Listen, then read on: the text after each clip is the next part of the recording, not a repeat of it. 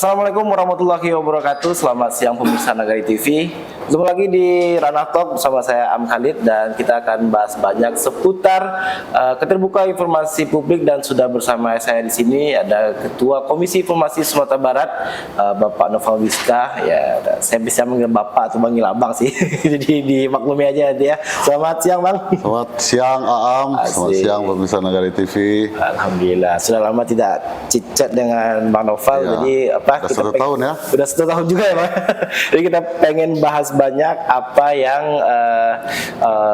kegiatan yang atau mungkin program dari Komisi Informasi Sumatera Barat selama 1 tahun terakhir. Dan khusus kita bicara Komisi Informasi dulu, secara umum mungkin masih banyak juga masyarakat dan pemirsa Nagari TV yang masih belum tahu mungkin fungsi dan tugas dari Komisi Informasi itu sendiri, Bang. Mungkin bisa dijelaskan. Oke, untuk tugas dan kewenangan Komisi Informasi dalam undang-undang itu sudah jelas sebenarnya dikatakan bahwa tugasnya adalah menerima, memeriksa dan memutus sengketa informasi. Tugasnya khusus untuk provinsi dan kabupaten kota seperti itu. Nah, tapi itu tugas wajib. Nah, bagaimana caranya agar sengketa informasi itu bisa diproses di Komisi Informasi Provinsi Sumatera Barat ini? Tentu saja kita harus melakukan sosialisasi ke masyarakat. Jadi masyarakat kita harus kita berikan pemahaman. Beginilah prosedur permohonan informasi, keberatan informasi sampai nanti bersengketa di informasi. Jadi itu ada alurnya. Nah, itu yang kita coba untuk mensiarkan, menggemakan kepada masyarakat. Nah, kemudian juga di satu sisi setelah masyarakat cerdas, maka yang paling penting itu selanjutnya adalah bagaimana penyelenggara negara ini, atau kita sebut di Undang-Undang 14 2008 itu adalah badan publik. Nah, bagaimana badan publik ini memahami kewajiban mereka untuk melaksanakan diseminasi informasi, kemudian mendokumentasikan informasi, data dan dokumen, kemudian menyebarluaskan informasi, data dan dokumen, kemudian menyiapkan akses yang mudah bagi masyarakat untuk mendapatkan informasi dari pemerintah tersebut.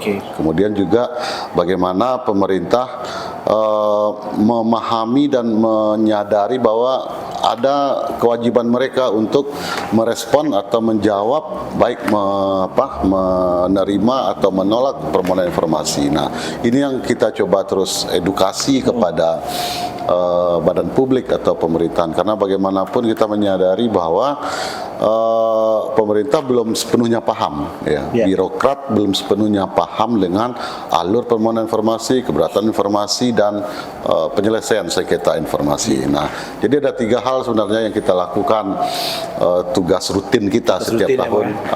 Pertama itu penyelesaian sengketa informasi dalam bentuk persidangan di Komisi Informasi.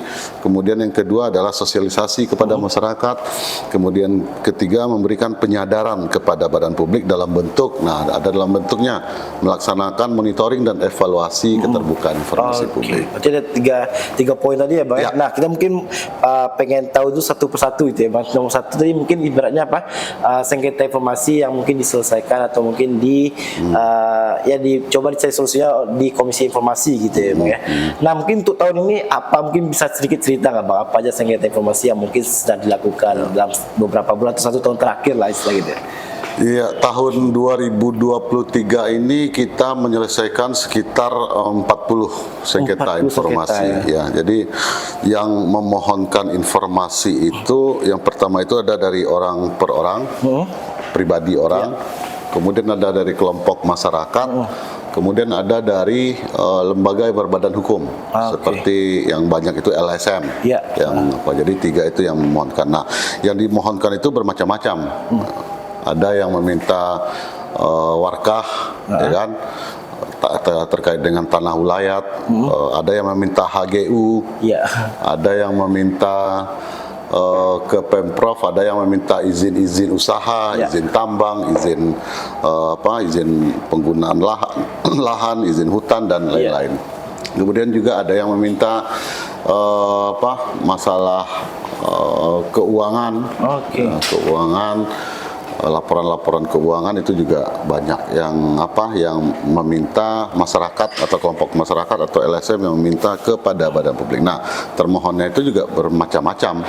Tapi yang paling dominan tetap dari tahun ke tahun itu adalah Badan Pertanahan Nasional, Badan BPN, Nasional, karena ya. Masalah tanah gitu. masalah tanah ya, karena kita tahu Sumatera Barat persoalan tanah ulayat ya kan, itu sering menjadi persoalan di Iya, tengah iya. masyarakat. Kemudian yang lain juga pemerintah provinsi, pemerintah kabupaten kota sampai ke nagari, itu juga kita hadirkan sebagai termohon di sidang Dan sengketa sejauh ini informasi. proses itu bisa berjalan dengan baik dan lancar istilah gitu ya Pak ya? Ya, secara umum kita memiliki kewajiban untuk kalau bahasa undang-undangnya dapat diselesaikan selama 100 hari kerja, 100 hari kerja, dalam proses ya. penyelesaian sengketa. Nah, kita berpedoman kepada jangka waktu Iya. tersebut. Kita memang mengusahakan tidak sampai 100 hari kerja itu sudah bisa terselesaikan Iya.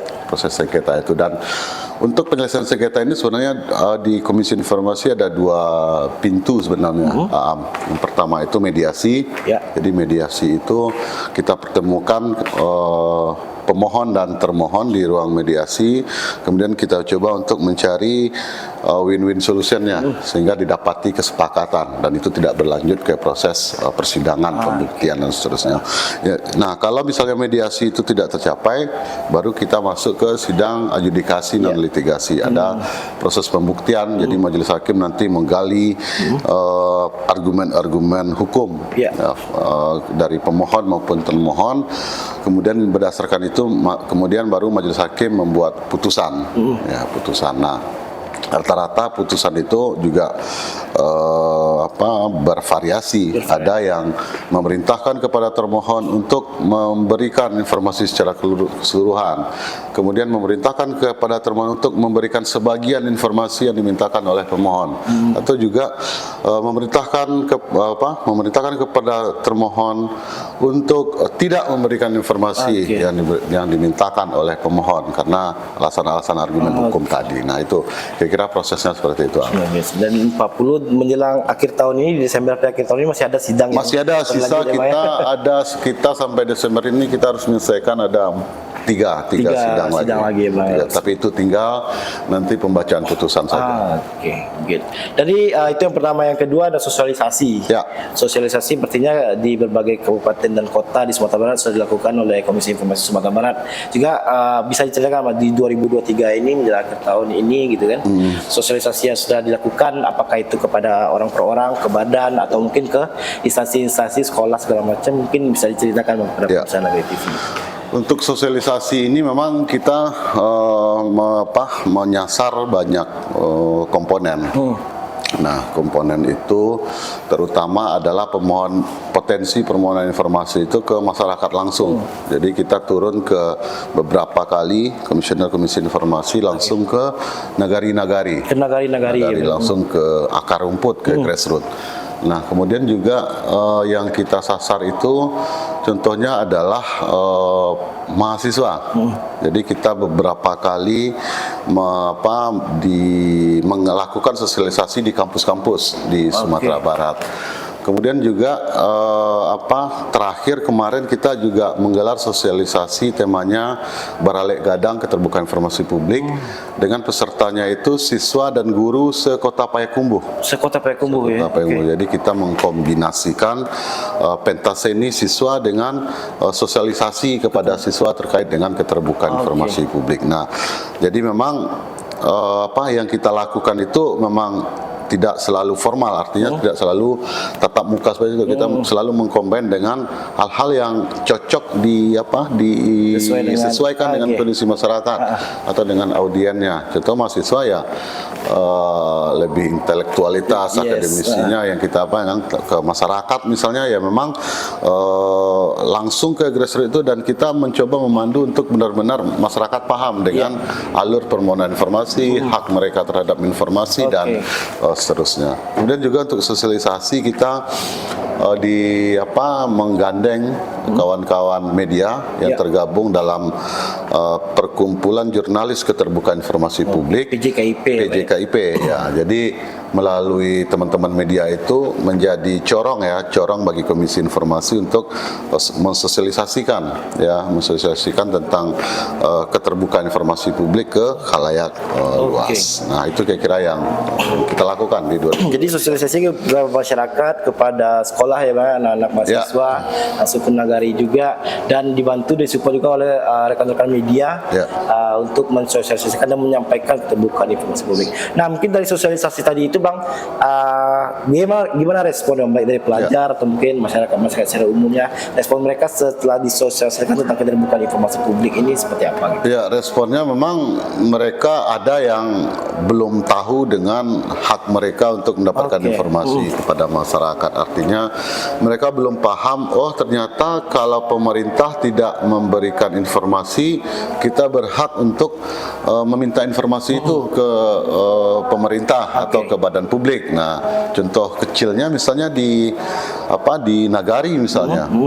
Ketika ada orang meminta penggunaan dana desa atau dana nagari misalnya kan, kalau tidak dipajang oleh wali nagari atau perangkat nagari di tempat strategis maupun di kantor nagari tersebut, ya masyarakat berhak tahu uang dana desa, dana nagari itu digunakan untuk apa gitu kan. Pembangunan jalan, pembangunan jalan berapa yang dihabiskan. Kemudian untuk pemberdayaan masyarakat misalnya, berapa yang dihabiskan. Nah, itu juga masyarakat memiliki hak untuk mengetahui hal-hal tersebut, dan rata-rata mereka ya dari hasil proses sosialisasi tersebut ya beberapa diantaranya sudah paham dan bahkan sudah sampai ke sengketa informasi. Jadi setelah mereka tahu, mereka mencoba untuk itu, mereka sadar dengan hak mereka. Kemudian karena badan publik misalnya kan ya tidak memberikan informasi seperti yang dimintakan, akhirnya bersengketa di Komisi Informasi. Poin satu ya, jadi berjalan ya Bang. Poin satu, poin dua juga saling melengkapi gitu ya. Jadi pun badan publik yang dalam tanda kutip sudah mencoba untuk membuka informasi mereka dan memberikan hak informasi itu pada masyarakat, mereka juga dimonitoring dan dievaluasi oleh Komisi Informasi Sumatera Barat gitu ya. Itu yang mungkin poin ketiga tadi ya Bang, monitoring dan evaluasi badan publik gitu lah. Nah, kalau tadi poin 1, poin 2 udah, poin 3 nih Bang, mungkin monitoring dan evaluasi ini tujuan pasti sama ya Bang, bagaimana cara badan publik ini supaya mau untuk memberikan informasi dan membuka informasi mereka kepada masyarakat gitu ya Bang ya. Jadi untuk poin nomor 3 ini Bang, hal seperti apa yang dilakukan oleh Komisi Informasi terkait dengan monitoring dan evaluasi langsung ke badan publik dan instansi-instansi itu? Untuk monitoring dan evaluasi keterbukaan informasi publik tahun 2023 ini kegiatan yang ke-8 kali yang dilakukan oleh Komisi Informasi Provinsi Sumatera Barat.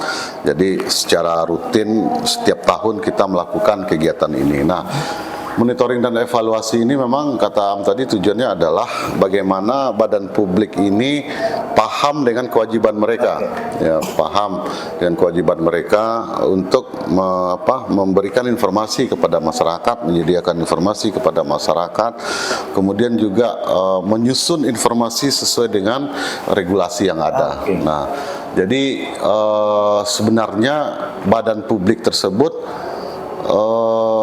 sebenarnya data dokumen itu sudah ada sebenarnya di badan publik tersebut, tinggal nanti mengklasifikasikannya, mana informasi yang berkala, mana informasi yang serta-merta, mana informasi yang tersedia setiap saat, kemudian mana informasi yang sifatnya informasi yang dikecualikan. Nah, tugas Komisi Informasi di sini adalah untuk di Monef ini sebenarnya adalah membuat standar indikator standar layanan keterbukaan informasi publik untuk badan publik yang bersangkutan.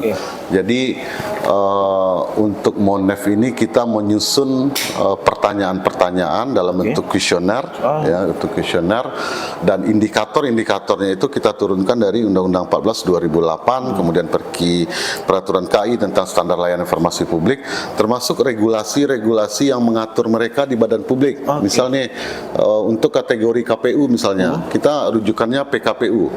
Kalau di Bawaslu misalnya kita rujukannya ke Perbawaslu.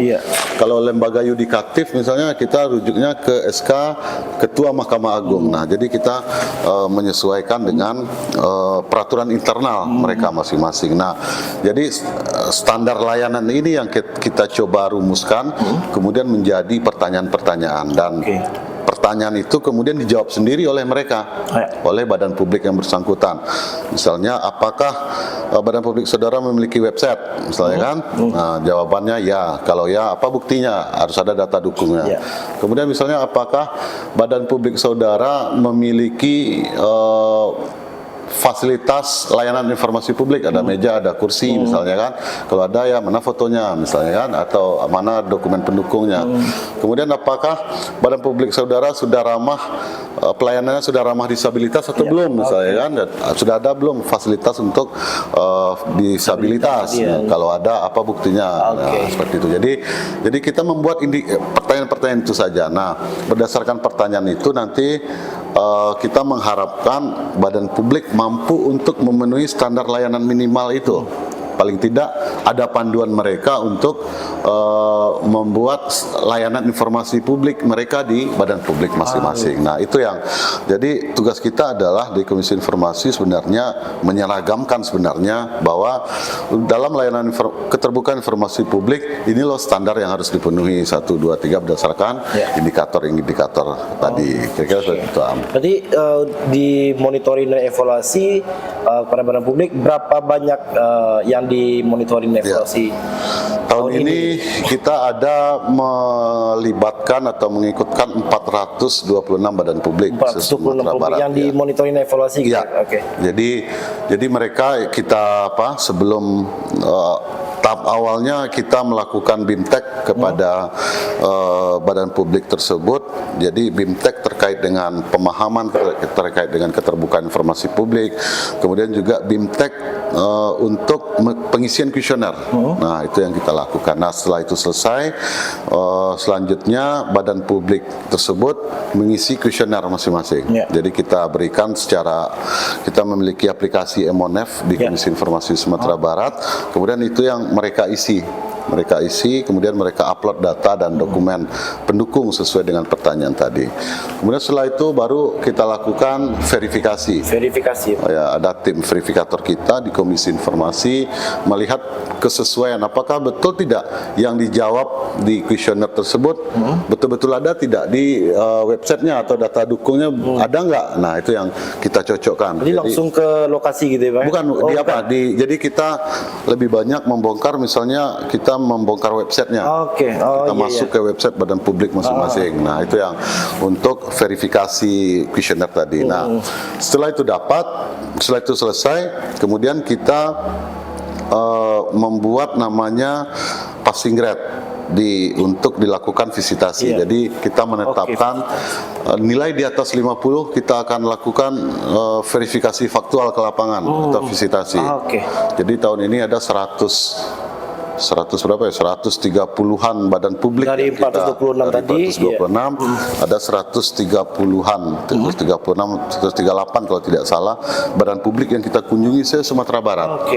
Jadi kita memang melihat betul tidak di badan publik tersebut mereka punya fasilitas layanan informasi publik. Jangan-jangan mereka isi kuesionernya di fotonya kantor orang misalnya kan, kemudian diuploadnya di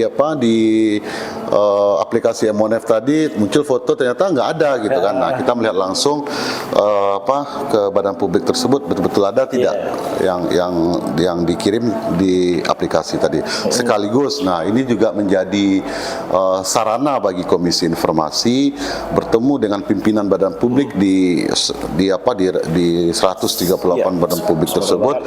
Itu kesempatan bagi KI Sumbar, komisioner beserta tim verifikator fasilitator untuk memberikan pemahaman terus Ya.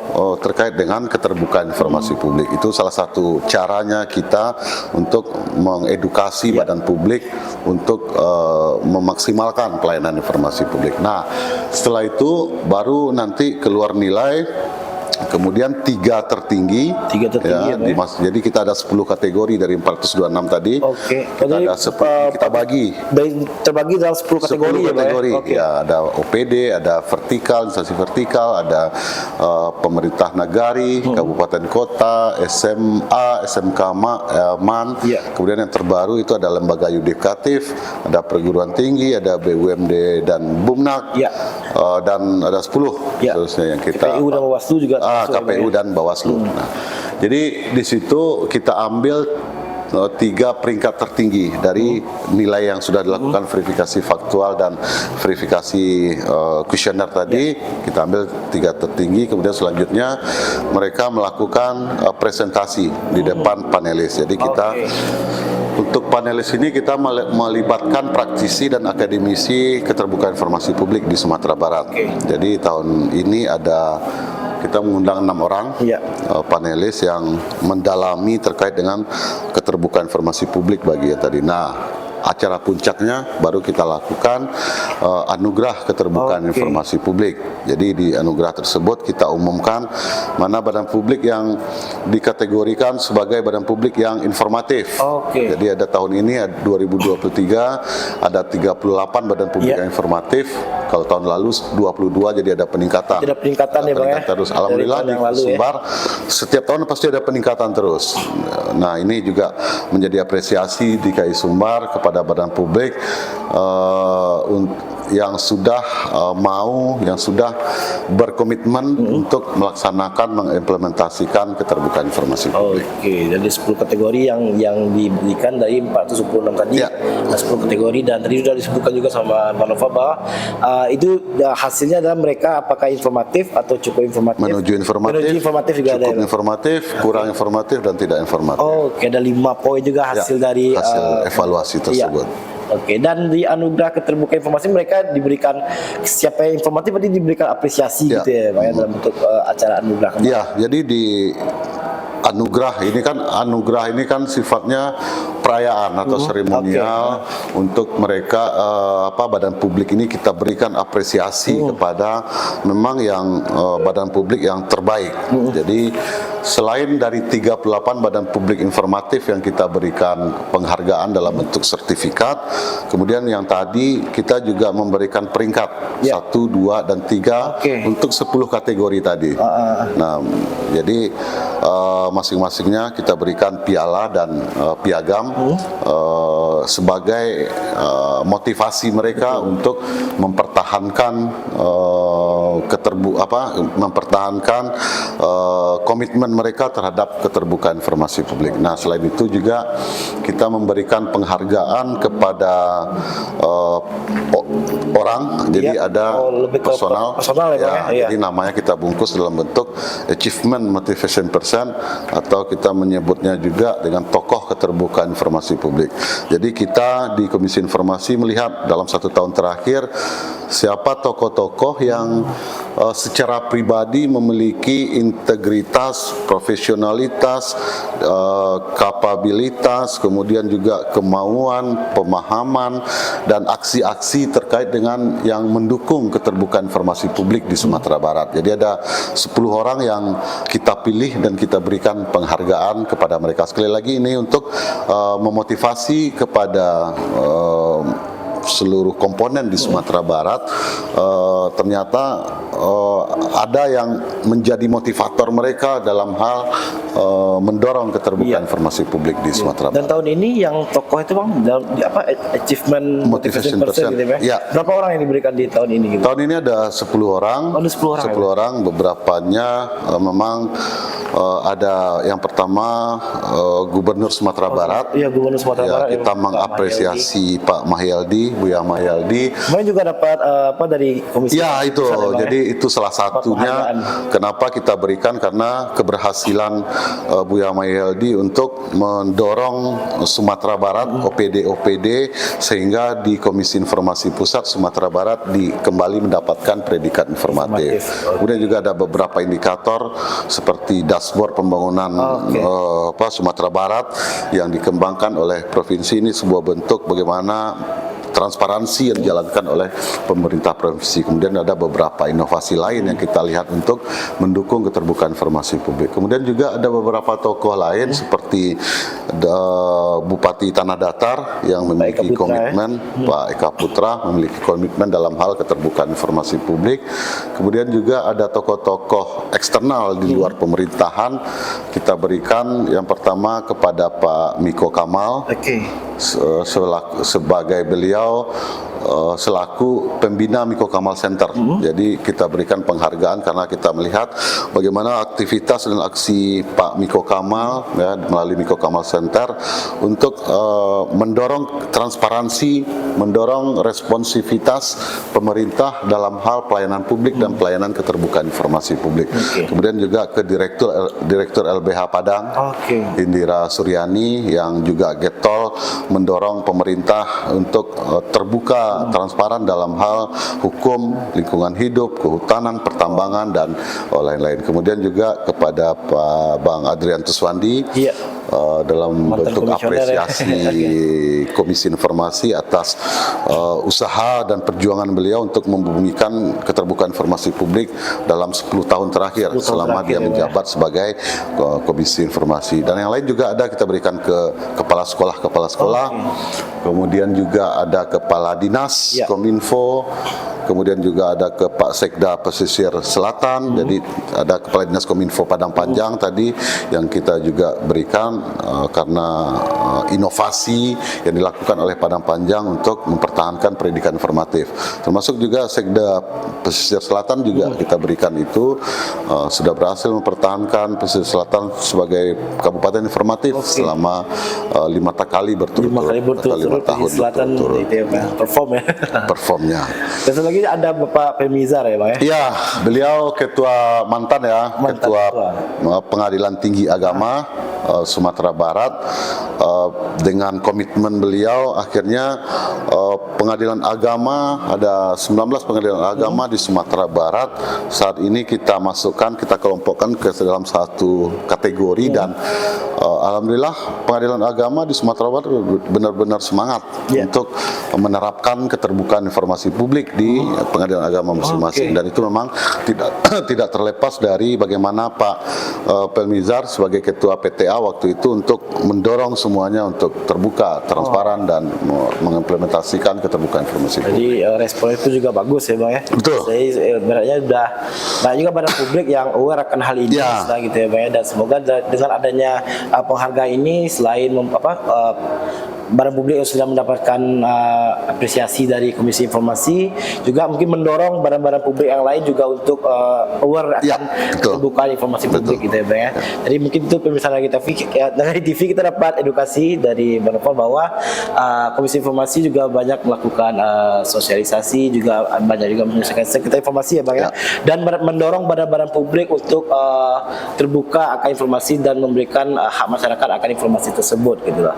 Mungkin Bang kondisi segmen ada yang disampaikan terkait keterbukaan informasi publik gitu lah. Iya, terkait dengan keterbukaan informasi publik, kita dari Komisi Informasi Provinsi Sumatera Barat selalu mengharapkan atau mendorong badan publik untuk benar-benar mengimplementasikan keterbukaan informasi publik secara paripurna di badan publik masing-masing, karena keterbukaan informasi publik itu manfaatnya bukan untuk Komisi Informasi Sumbar.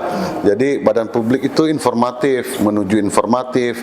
Kalau prestasi itu kita harapkan nanti akan ada aksi nyata, implementasi nyata di badan publik, dan dampaknya itu pasti untuk badan publik tersebut, bukan untuk KI Sumbar, bukan untuk Pemprov Sumbar, bukan untuk Diskominfotik Sumbar, enggak, tapi pasti akan bermanfaat bagi badan publik yang bersangkutan. Nah, jadi kami mengharapkan bahwa untuk melaksanakan keterbukaan informasi publik itu dua hal sebenarnya yang dibutuhkan.